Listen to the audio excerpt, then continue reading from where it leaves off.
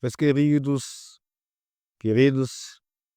e amados irmãos, ovelhas que o Senhor Jesus Cristo comprou para si mesmo com seu próprio sangue, eu vos saúdo com a graça e com a paz que vem da parte dele. Amém. Amados, abramos as nossas Bíblias na segunda carta de Pedro, capítulo 2. Segunda carta que nos escreveu o apóstolo Pedro, capítulo 2.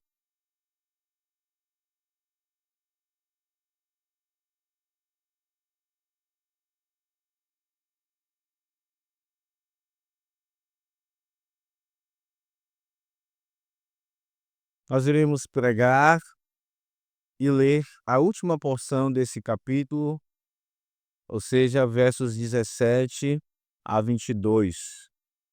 O texto da nossa pregação de hoje é 2 de Pedro, capítulo 2, versos 17 a 22.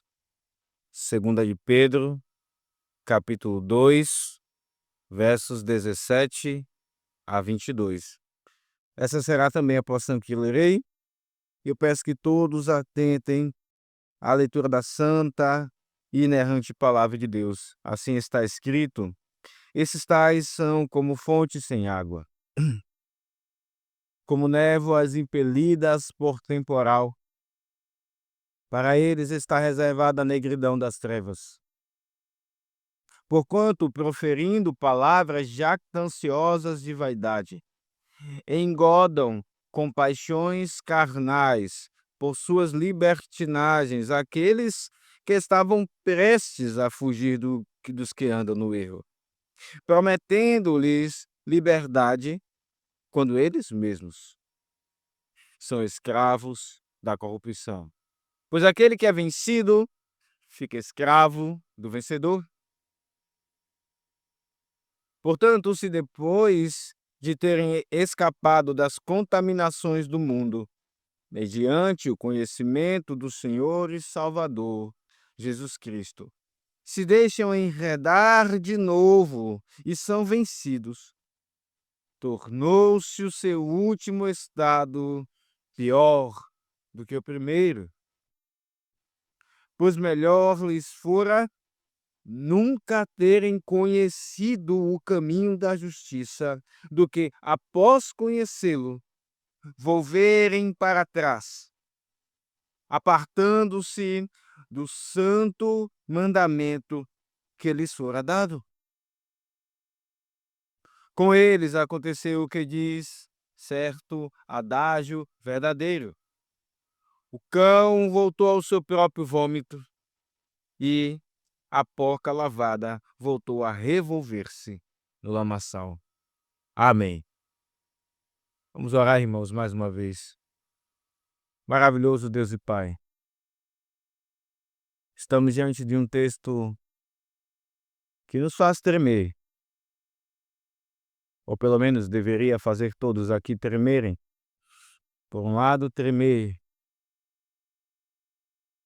tão sérias e duras são, ó Deus, as ameaças para aqueles que se apartam dos teus caminhos. Tanto aqueles que ensinam falsos ensinos, quanto aqueles que seguem esses falsos ensinos, se apartando do meio do teu povo. Palavras duras, ó Deus, que nos fazem, ou pelo menos deveria nos fazer, avaliar os nossos corações. Mas, ó Deus, não apenas faça hoje tremer os nossos corações, não apenas aqueles que são do teu povo, mas também aqueles que estão aqui hoje sem Jesus Cristo, sem fazer parte do povo de Deus, de uma igreja fiel. Não apenas, ó Deus, cause esse efeito de tremor santo, mas também e igualmente opere pelo poder do Espírito Santo. Por causa, ó Deus, da obra de Jesus Cristo, opere segurança no coração, ó Deus, daqueles que são teus. Em o nome de Jesus, nós te rogamos, ó Deus, tenha misericórdia de nós. E que os corações hoje também sejam fortalecidos a perseverar, para perseverarem no teu santo caminho, como foi lido, o caminho da justiça. Em o nome de Jesus, aquele, ó Deus, que perseverou, aquele que nunca caiu. É em nome dele, nosso Salvador, que nós oramos. Amém. Meus queridos, certamente vocês já devem ter visto pessoas que se afastaram da igreja. Pessoas que estavam no meio da igreja, pessoas que aparentavam ter tanto compromisso com o evangelho do Senhor Jesus, mas hoje vivem vidas em pecado, entregues às suas vontades, aos seus desejos. Isso é muito comum, não é verdade? Infelizmente, pela pouca proximidade com a Escritura em geral que a igreja do Senhor tem hoje. Se nós compararmos com o povo de Deus no passado, nós iremos perceber que, em geral, a igreja do Senhor está tão pouco próxima da Escritura, comparado com aquilo que deveria e comparado com aquilo que já foi vivido no passado, em algumas épocas. Nós podemos olhar para o nosso contexto do nosso país. Hum. Muitas pessoas se dizem crentes. Há muitas igrejas, não é? Evangélicas. Em cada esquina há uma placa de uma igreja. Mas é muito estranho, porque a nossa população ela é idólatra. Ela é misturada em tantas crenças, não apenas a escritura, mas também há uma amizade com outras confissões de fé. A idolatria. Há pessoas que não têm problema algum em ter uma vida devendo aos outros, furtando aquilo que é dos outros, roubando energia, roubando água. Não entrando no mérito se a cobrança é abusiva ou não. Roubando o Estado, o Senhor Jesus disse: "O que é de César, dê a César". É uma população que não tem problema em trair o cônjuge, ou em viver como se fosse casado, não estando casado. Essa é a população brasileira, onde a grande maioria se diz evangélica. Alguma coisa de errado, não é verdade? Há alguma coisa de errado. E quando então nós olhamos para esse bando, esta grande quantidade de pessoas que se aparta da igreja e comparamos com a realidade e a fidelidade da igreja do Senhor hoje, fica mais claro porque tanta gente se afasta do evangelho. Porque infelizmente, em geral, o evangelho pregado é um evangelho ralo. Os muros da igreja que Deus construiu desde o Antigo Testamento, mostrando que o povo dele é separado. Ele fez isso, usando o cardápio do povo. Ele fez isso de diversas formas, usando a circuncisão, dizendo: "Vocês são meu povo, os outros são os outros, mas vocês são sacerdócio, nação santa, sacerdócio real, vocês são os meus separados, não se misturem". Deus eleva muros, irmãos, para separar aqueles que são dele e aqueles que não são dele. Mas hoje, infelizmente, a igreja do Senhor quer diminuir esses muros, quer chamar todo mundo de irmão. E o efeito disso é que muitas pessoas saem da igreja.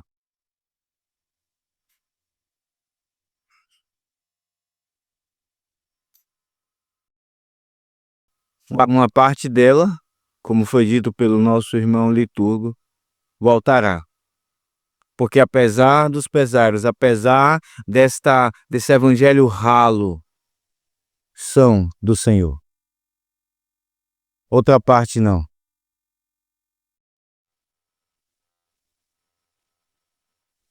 E é sobre isso que esse texto fala. Sobre aqueles que se apartam e voltam para os seus pecados, para as suas imundícias. Por isso, irmãos, nós veremos aqui, em nosso texto de hoje,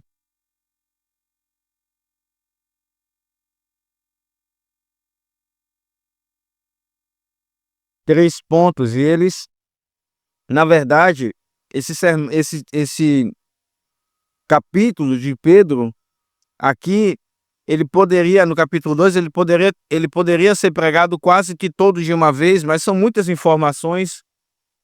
De propósito, o Espírito Santo aqui é redundante para nos dar muitas características, e por isso aqui, mais uma vez, nós temos a identidade dos falsos mestres em primeiro lugar, outras características, algumas repetidas já, acerca da identidade dos falsos mestres. Em segundo lugar, a obra dos falsos mestres. E em terceiro e último lugar, o estado desses falsos mestres quando eles se apartam da igreja. O texto fala dos falsos mestres e também está incluído aqueles que seguem os falsos mestres. Aqui há três características acerca dele: a identidade, a obra e o estado. Esses são os nossos três pontos de hoje: a identidade dos falsos mestres, a obra dos falsos mestres e o estado dos falsos mestres. Olhe para o texto. 2 de Pedro, capítulo 2, 17, diz o texto: esses tais são como fontes sem água, como névoa impelidas por temporal. Pedro enche, então, de características aqui para nos desenhar, por palavras, quem são esses falsos mestres. Há muitas metáforas aqui. Então, a primeira delas é que eles são, ou melhor, metáforas não, há muitas comparações. Eles são como fonte sem água. A analogia, irmãos, é de um viajante que está andando por um caminho deserto, quente, terrível, e os seus lábios já estão rachados já, a sua língua está seca, e então ele anda quilômetros, não vê casa de ninguém, mas eis que ele encontra uma fonte. Na nossa cidade não é comum isso, né? Mas no interior, se tem aquele local onde é construído ali de tijolos, de forma num círculo, então há algum recipiente para tirar água, a cacimba. E então, esse viajante avista a fonte, e obviamente a sua boca, de alguma forma, começa a salivar. Já não tinha saliva, mas começa a desejar aquela água. E quando ele vai para então se dessedentar, não tem água. Essa é a analogia. Eles são como fontes, os falsos mestres, a identidade deles eles são como fonte sem água. Esses homens, eles não têm alimento para entregar às almas. Eles aparentam ter alimento eles aparentam ter uma água para tirar a sede daqueles que se achegam, mas na verdade, quando se experimenta aquilo que eles têm para dar, não tira a sede. Eles apenas aparentam. Veja a outra ilustração: eles são como névoas impelidas por temporal. São como nuvens escuras de chuva, que alimentam uma certa expectativa de chuva, porém ela não vem. Isso é muito comum em Manaus, né? Costumo dizer que os meteorologistas não devem ganhar muito dinheiro em Manaus. E a gente sai preparado para um temporal e vê um sol aquele sol de rachar. A gente olha aquele sol forte e daqui a pouco vem a chuva e desaba. Então, esses homens, eles são como essas nuvens que parecem que vão derramar uma chuva grande, mas vem o vento e leva. Névoas impelidas por temporal. E então não há chuva. E diz o texto seguinte, irmãos, para eles está reservada a negridão das trevas. Porquanto, proferindo palavras jactanciosas de vaidade, engordam com paixões carnais. Por suas libertinagens, aqueles que estavam prestes a fugir dos que andam no erro, prometendo-lhes liberdade quando eles mesmos são escravos da corrupção, pois aquele que é vencido fica escravo do vencedor. Aqui então mostra como eles, o que é que está reservado para eles? Para eles está reservada a negridão das trevas. É interessante como a Bíblia ela não é polida, politicamente correta. Hoje, se você usar expressões como criado mudo e outras, né, como nuvens, como a negridão das trevas, talvez você seja processado por isso. Isso é racismo. A Bíblia não tem isso, irmãos. A linguagem, ela é objetiva. As ilustrações, elas são funcionais, elas são úteis. Isso é uma ilustração. Isso é ilustração. A negridão das trevas, as trevas aqui, elas se opõem à luz. Deus é luz. Não há treva nele alguma, diz o texto. Então, esses homens têm para eles a negridão das trevas. Em contraste com o povo de Deus que anda na luz. O povo de Deus que sabe por onde está caminhando. O povo de Deus que sofre, pode sofrer com várias dificuldades, pode cair em alguns momentos, mas o Senhor levanta, o sustenta pela mão, como diz Salmo 37. O povo de Deus que lida com diversos aperreios na sua vida, mas eles sabem como é a vida. Eles sabem o que é a vida. Eles sabem para onde estão indo. Esses falsos mestres, eles já vivem nas trevas e para eles está reservada a negridão de trevas piores ainda.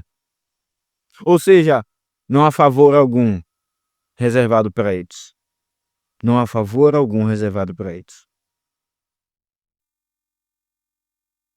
Meus irmãos, esses homens andam em erro. Infelizmente hoje,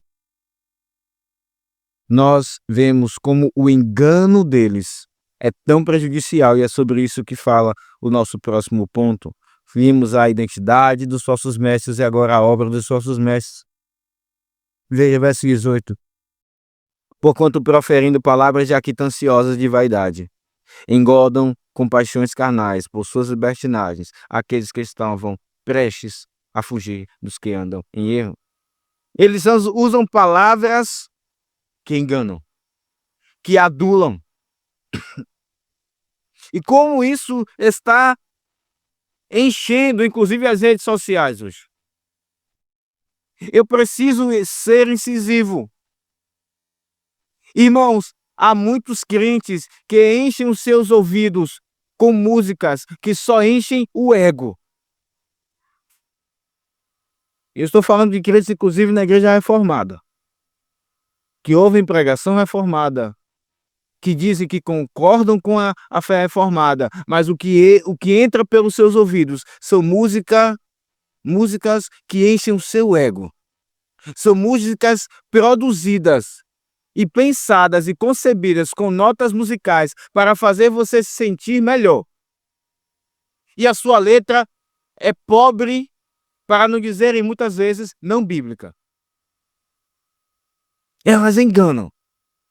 E há muitos crentes que ainda alimentam seu coração com essas palavras. Eles proferem palavras jactanciosas, de orgulho, jactanciosas de vaidade. Há uma pompa, mas a glória deles é vazia. Há um trocadilho aqui, né? A jactanciosa mostra uma certa glória, um orgulho, mas é vazio. Jactanciosas de vaidade. São palavras vazias, cheias deles mesmos e não de Cristo Jesus. Esse não é o evangelho que nós encontramos em muitas esquinas hoje, em muitos perfis das redes sociais.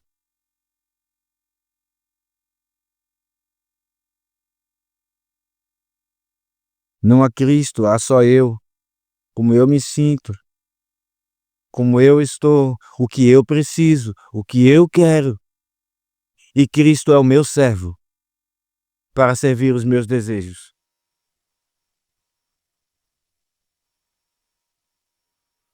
E eles então enganam com suas práticas libertinas, com paixões carnais, por libertinagem, diz o texto.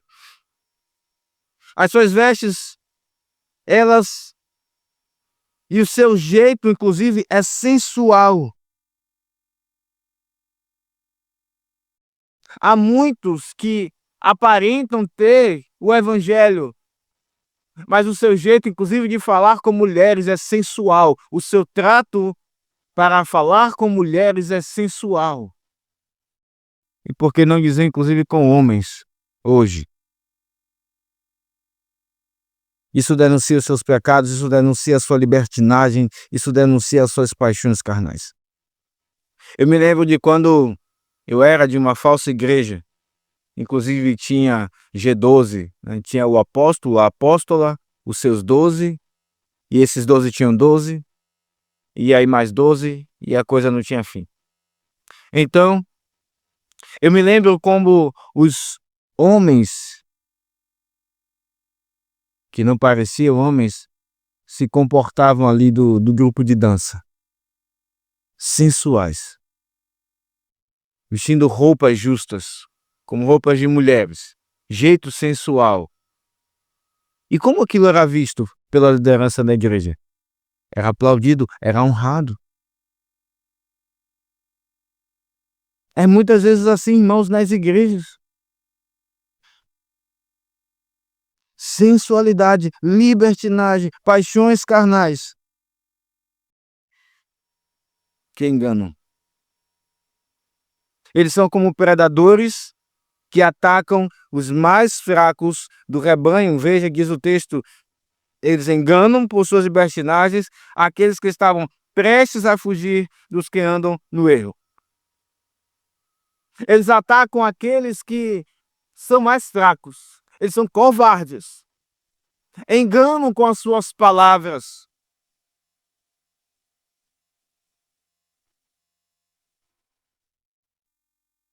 E levam aqueles que estavam para encontrar o caminho do Senhor. Isso não justifica o pecado daqueles que são enganados, mas isso mostra também a maldade desses falsos mestres. Diz o texto que eles também prometem, eles enganam, no verso 19, prometendo liberdade, quando eles mesmos são escravos da corrupção. Eles prometem quando eles mesmos são escravos da corrupção. Cristo libertou o crente para que ele pudesse obedecer o coração, a lei do Senhor de coração, de forma livre, voluntária. Mas esses falsos mestres, eles prometem aquilo que nunca experimentam em suas almas.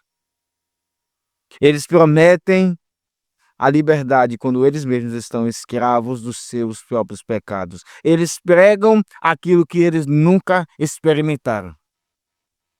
Irmãos, é bem verdade que o pregador pregará coisas, muitas vezes. Aqueles que pregam a Escritura, por vezes eles são desafiados pelo Senhor a pregar verdades que, infelizmente, eles estão em falta. Mas eles são chamados a pregar a palavra de Deus. Porém, isso é uma coisa. Outra coisa é pregar, de uma forma geral, aquilo que nunca viveu. Todas as pregações, eles não vivem. E é exatamente isso que está escrito acerca desses falsos mestres, da obra desses falsos mestres. Eles prometem aquilo que não vivem, a liberdade que não têm, porque eles mesmos, no seu particular, eles são vencidos pelos pecados. E aqui e acolá nós ouvimos escândalos terríveis, de que no seu íntimo, nas suas vidas particulares, eles eram vencidos pelas suas paixões. Subiam aos púlpitos para pregar aquilo que eles chamam de evangelho. Mas enquanto isso, no seu particular, vivem paixões. Cedem às suas paixões. Experimentam não o evangelho de Cristo, não a liberdade maravilhosa, leve do evangelho, mas a prisão dos seus próprios pecados. A impureza. Eles são vencidos por ela. Aqui nós vemos, meus irmãos, a obra desses falsos mestres. Esse é o nosso segundo ponto. E caminhando para o terceiro, agora entrando no terceiro, agora nós vemos o estado deles. Veja, versos 20 a 22 é a maior parte do nosso texto. Portanto, se depois de terem escapado das contaminações do mundo, mediante o conhecimento do Senhor e Salvador Jesus Cristo, se deixam enredar de novo e são vencidos, tornou-se o seu estado pior que o primeiro.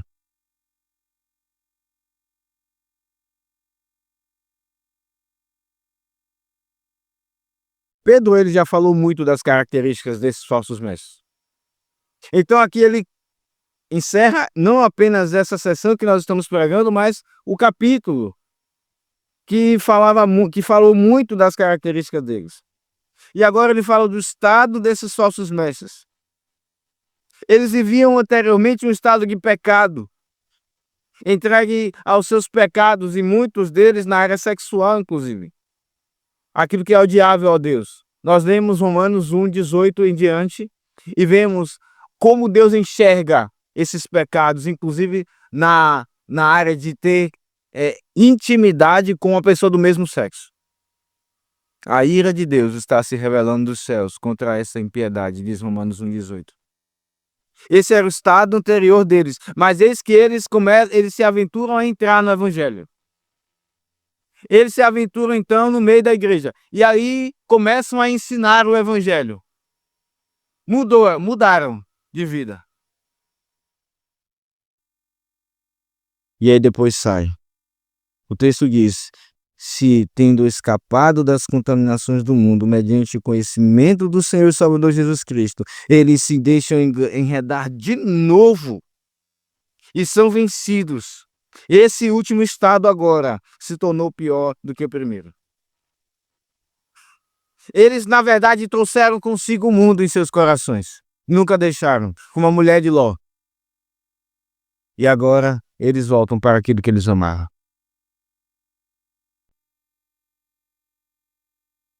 O texto diz que eles conheceram o Senhor Jesus. E talvez isso cause confusão na sua cabeça. Mas como é que conheceram? E agora eles não são salvos. A ideia de conhecer aqui, irmãos, não é um conhecimento experimental. Não é um conhecimento no coração. Mas é um conhecimento de ler a Bíblia, ler coisas que falam sobre a Bíblia, falar, entender como essas informações elas se conectam, usar o linguajar, inclusive, de crente, para aqueles que pregam, abrir a Bíblia e ensinar, mas na verdade eles não experimentam. É desse conhecimento que o texto está falando. Eles tiveram esse conhecimento, eles sim tiveram acesso. E essa é a grande questão. Eles tiveram acesso ao Senhor Jesus Cristo. Eles estiveram no meio da igreja. Eles estavam onde a Escritura era pregada e alguns deles até pregavam a Escritura. Eles foram expostos à manifestação de Deus. Abra sua Bíblia em Hebreus, o texto que nós lemos na liturgia, Hebreus 6. É um texto que dá detalhes também.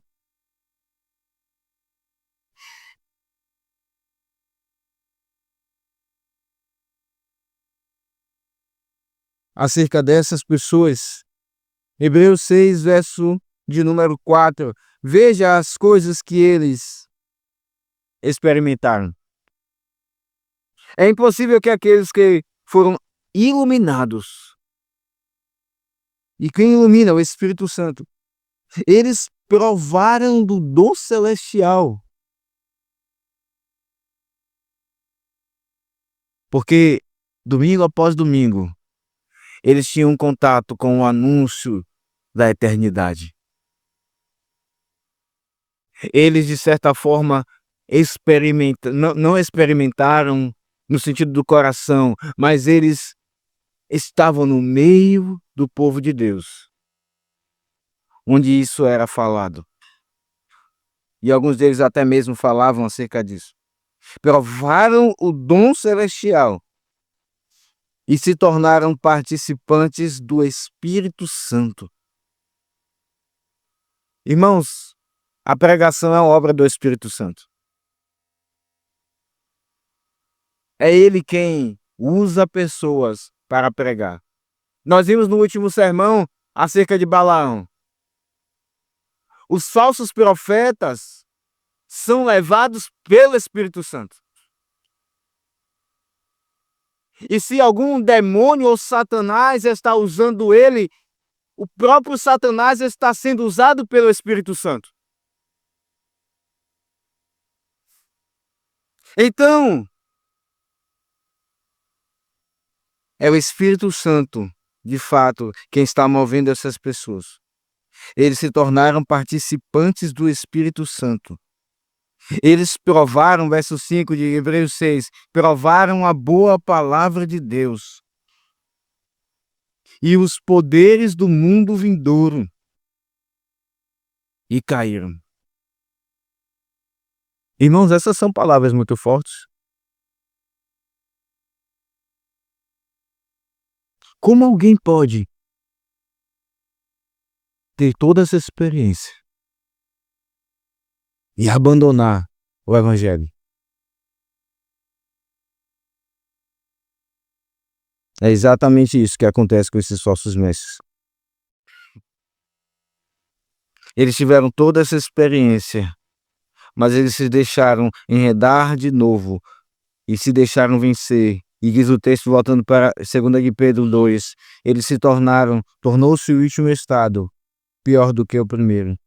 Porque melhor lhes fora nunca tivessem conhecido o caminho da justiça, do que após conhecê-lo, volverem para trás, apartando-se do santo mandamento que lhes fora dado.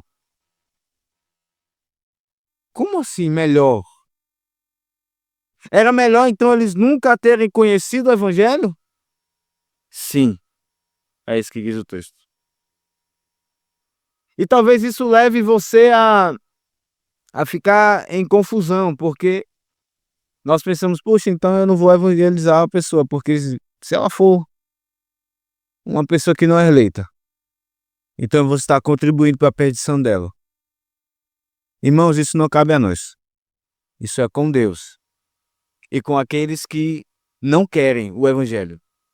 Nós somos chamados a anunciar o Evangelho. Mas será inevitável que essas pessoas ouçam o Evangelho, participem de tudo isso e se percam.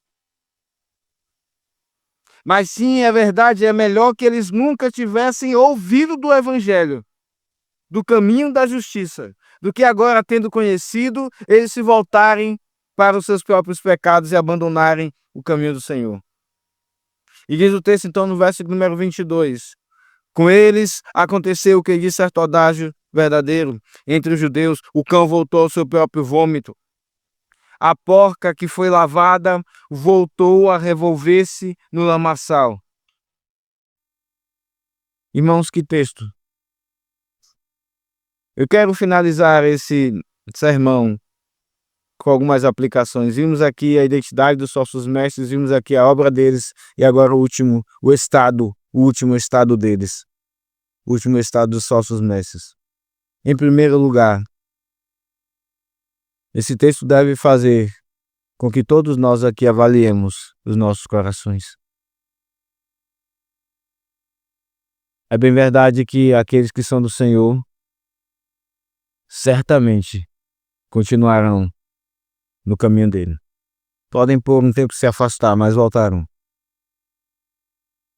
Mas é bem verdade que existem pessoas na igreja que experimentaram tudo isso que está relacionado aqui em Hebreus 6, que falarão da eternidade, que gostarão da pregação, mas elas vão voltar para os seus próprios pecados. Por que você está na igreja?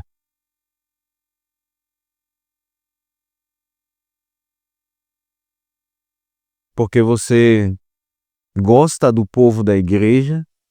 Porque aqui você tem amizades? Apenas por isso? Porque é um povo que guarda bons valores, apenas por isso você está na igreja? Você está na igreja porque é um bom lugar para criar seus filhos, é apenas por isso que você está na igreja? Você está na igreja porque você se sente melhor? É apenas por isso? Ou você está na igreja principalmente porque você encontrou aquele que é o Senhor do universo? Porque a palavra dele de fato é a verdade, embora por vezes você não guarde ela. E você quer servi-lo e adorá-lo. É para isso que, principalmente, que você está na igreja. Se você estiver seguro por outros motivos que não são o principal, em algum momento você será tirado da igreja. Se não antes de Cristo voltar, naquele grande dia, ele dirá: eu nunca vos conheci. Apartai-vos de mim, vós que praticais a iniquidade. Não nos enganemos, irmãos, Cristo sabe. Nós podemos nos enganar, não sabemos o coração de cada um, mas Cristo sabe a intenção pela qual nós estamos na igreja. Por isso, avalie o seu coração.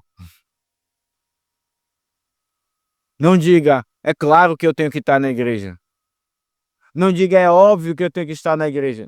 Responda à sua alma por que você faz parte da igreja.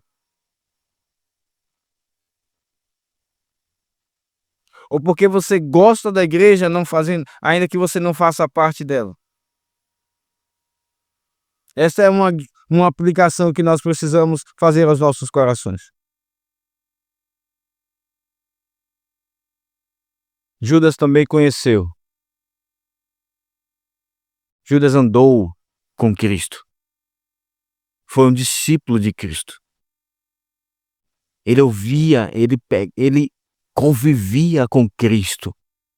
Mas foi ele mesmo que entregou Cristo. Se Judas se perdeu, qualquer um pode se perder.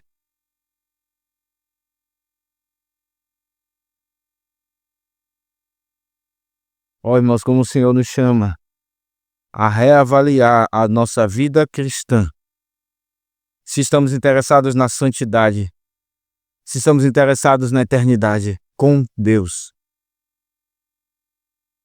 Esta é a primeira aplicação. E isso envolve inclusive os filhos. Filhos, vocês têm um grande privilégio de ouvirem o Evangelho. Vocês têm o privilégio de serem protegidos da imundícia do mundo, da violência do mundo. Vocês têm o privilégio de serem cuidados por pais que amam a Deus. Vocês têm o privilégio de terem amiguinhos na igreja, amizades na igreja. Vocês têm o privilégio de ouvir a palavra. Vocês têm o privilégio de ter pais que oram por vocês. Vocês têm o privilégio de terem recebido o selo da aliança. Vocês têm o privilégio de domingo após domingo conhecerem o culto, as histórias das Escrituras, ouvirem do poder de Cristo. Vocês têm o privilégio de ouvir acerca da eternidade. Não desprezem isso. Porque talvez você nunca retorne para a igreja. Porque talvez você se mostre como Esaú ao final. E você se entregue ao pecado que você sempre quis. Filhos, amem a Cristo. Orem para que Deus dê fé a vocês. Para que vocês de fato amem a palavra. Amem os caminhos da justiça.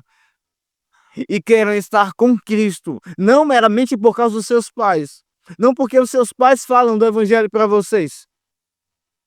Mas porque vocês, com seus próprios olhos, contemplam o Salvador. E com as suas próprias almas degustam as delícias da eternidade.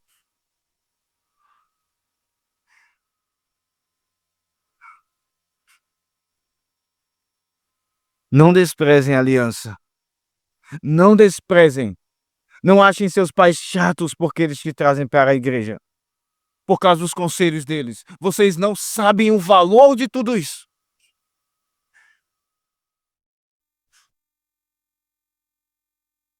Vocês são protegidos por Deus. Chamados por Deus de filhos.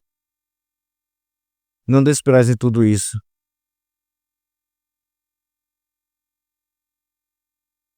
Mas, irmãos, esse texto, como eu disse no início, ele não nos leva apenas a tremer. E ele deve fazer você ter medo. Se você lê esse texto e não tem medo, alguma coisa está de errado com você. Mas esse texto não deve nos fazer apenas tremer. Ele deve também nos fazer ter segurança e conforto. Porque esse texto fala dos falsos mestres. Esse texto fala daqueles que amam os seus pecados. E o crente não ama os seus pecados. O crente ama a Cristo. Mesmo que seja um pecador, ele se entristece com seus pecados. Ele ama a Cristo. Cristo disse: todos que o Senhor me deu, eu tenho guardado. O único que se perdeu foi o filho da perdição. Porque estava escrito que teria que ser assim. Mas todos estão nas minhas mãos. E das minhas mãos, nenhum deles serão arrancados. Todos. Eu peço que você abra em Hebreus, capítulo 6. Veja como a Escritura trata os crentes. Depois de um texto tão pesado, até o verso de número 8, veja a mudança do tom na linguagem. Verso 9. Quanto a vós outros, todavia, ó amados, por causa de Cristo, irmãos, nós somos amados por Deus. Deus move a história.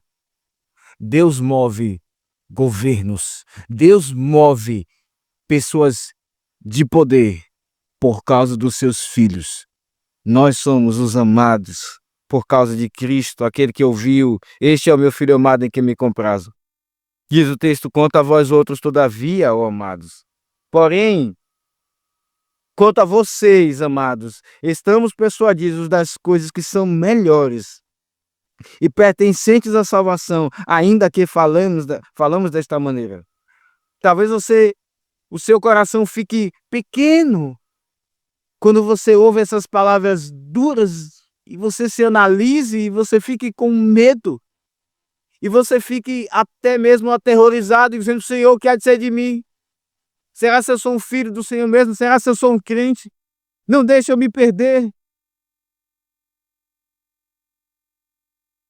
texto está dizendo: ainda que seja necessário falar desta maneira, vocês são amados. Nós estamos persuadidos de coisas que são melhores para vocês. O plano de Deus para vocês é melhor. E diz no verso 10, porque Deus não é injusto para ficar esquecido do vosso trabalho e do amor que evidenciastes para com o seu nome, pois servistes e ainda servis aos santos. A marca dos crentes é que eles servem a Deus. Eles dão evidências da santidade. Eles se entristecem com seus pecados, mudam as suas vidas. Não há nada mais importante para eles do que isso. E dão evidência de que Cristo habita neles. Para esses, a Escritura está dizendo: Deus não é injusto para se esquecer. Deus não é injusto para se esquecer do seu sofrimento com o pecado. Deus não é injusto para se esquecer de todo o seu esforço para ser santo, em temor a Ele. Deus não é injusto para esquecer o quanto você busca servir na igreja, ao seu casamento, aos seus filhos. Deus não é injusto, irmãos. Se Ele punirá o pecado, Ele também está relatando no seu livro todos os serviços do seu povo. Verso 11 diz: desejamos, porém, continue cada um de vós mostrando até o fim a mesma diligência para a plena certeza da esperança, para que não vos torneis indolentes, mas imitadores daquele que pela fé e pela longanimidade herdam as promessas. Você teme ao Senhor, continue temendo. Não tire os olhos dele. Continue se dedicando à santificação. Não se amolde a esse mundo. Não fique estagnado na vida cristã. Se estimule a crescer, a continuar em santificação. É isso que a Escritura nos diz, nos exorta a fazer. Na diligência para a plena certeza da esperança. Irmãos, que texto que certamente é um dos textos mais duros da Escritura. Mas também é um texto que nos traz consolo quando nós olhamos para todo da Escritura. E sejam essas duas coisas que estejam em nossos corações, o temor e o consolo. Essas duas coisas precisam estar no nosso coração até o final. Que Ele nos abençoe, Senhor Jesus. Amém. Vamos ficar de pé.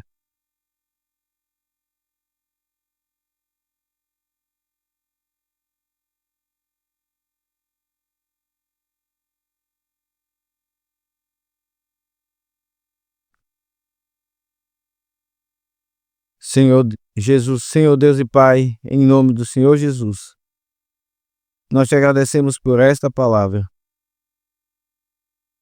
Conceda-nos a graça de examinar o nosso coração, os planos da nossa vida, nossa conduta, ó Pai.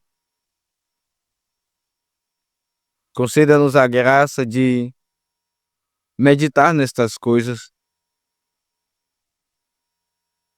E se há caminho mau, ó Deus, em nós, que o Senhor nos faça perceber, sonda-nos, oramos como um salmista. Sonda-nos, ó Deus. Vê se há em mim caminho mau e guia-me pelo caminho eterno. Guia-nos pelo caminho eterno. Nos ajude a corrigir, ó Deus, as nossas condutas e ver em nossos corações aquilo que traz consolo ao crente, as boas obras que são produzidas no coração e são externadas em evidência. E que o Senhor salve aqueles que estão aqui hoje, ó Deus, sem Cristo, que se amigam à igreja, mas nunca se entregaram a Cristo. Que o Senhor os alcance. Hoje seja dia de salvação. Que o Senhor salve os nossos filhos, ó Pai, em nome de Jesus. Que possamos ver a evidência da fé nas suas vidas e que o Senhor santifique cada crente aqui hoje. Essa é a nossa oração em nome de Jesus. Amém.